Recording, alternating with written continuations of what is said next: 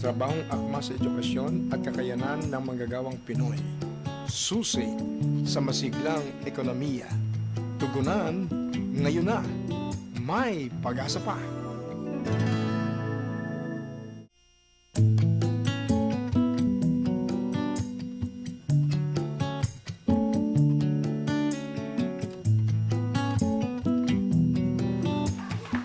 Mga bata, hindi ba mas masarap mag-aral kung may sariling libro? Kung sila ang pag-asa ng bayan, hindi natin dapat sila pabayaan. Kabataan, may pag-asa pa. Kumusta po ba in-apply naming loan? Ang tagal-tagal na po nun na. Ano po ba yung problema? Naku ma'am, mahabang proseso po talaga yon.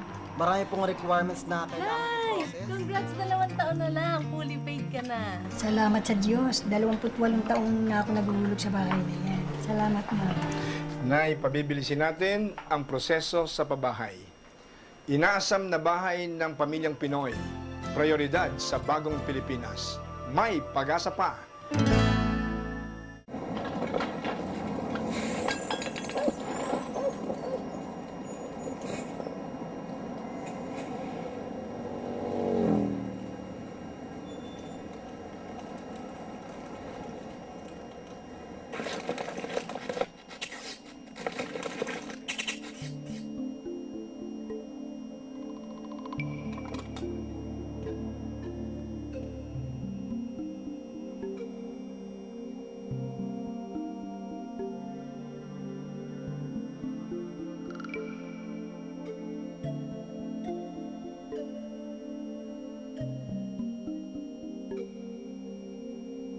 Walang bata na dapat magutom. Walang Pilipino na dapat maghirap. Disenteng trabaho, sapat na kita, pagkain sa mesa. May pag-asa pa. Pamumunong matapat. Hustisyang walang kinikilingan. Katotohanang malaya.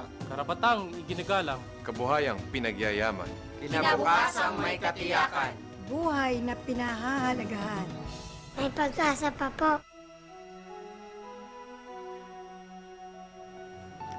Babangon na ang bagong Pilipinas.